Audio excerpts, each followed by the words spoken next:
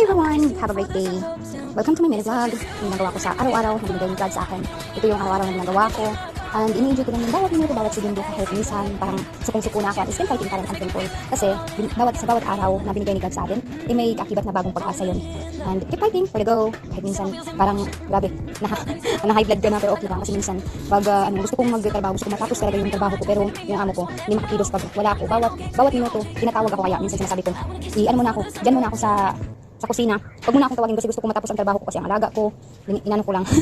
Nililibang ko lang, inanon ko ng television para hindi masyadong umiiyak kasi ayaw ng mama niyang hawakan siya. Or hindi ang mga babae talaga dito hindi masipag maghawak ng anak. Ano lang, bihira lang yung ina na kayang magpakain na sa anak nila. Parang ganun ba? Kaya yan, naghuhugas na si Inday ng kaldero para magluto na si Inday. Luluto ni Inday yung macaroni with the vegetables na walang manok. Kasi parang allergic na kami sa manok dito. Lilipad na kami, puro manok-manok.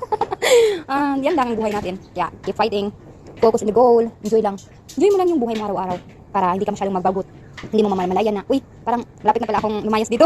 Parang kailan lang. Kasi pag iniisip mo yung mga bagay-bagay, parang nag-ano sa'yo ng, parang tatagal siya ba? Parang mamumroblema ka. Pero pag yung mga bagay na mga mahirap, ginagawa mo ng solusyon, or sinichill mo lang, kahit parang sukong-suko ka na, it's okay na yun. Kaysa namang mamumroblema ka di.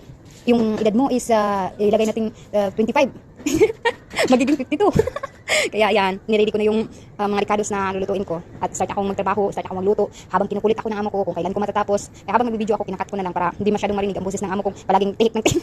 parang atungan lang atungan. Ganyan lang ang buhay. Kaya sa kagaya kong OFW, okay, fighting lang, enjoy nyo lang sarili. Yung laban lang. Hanggat may pag-asa, may umaga bagong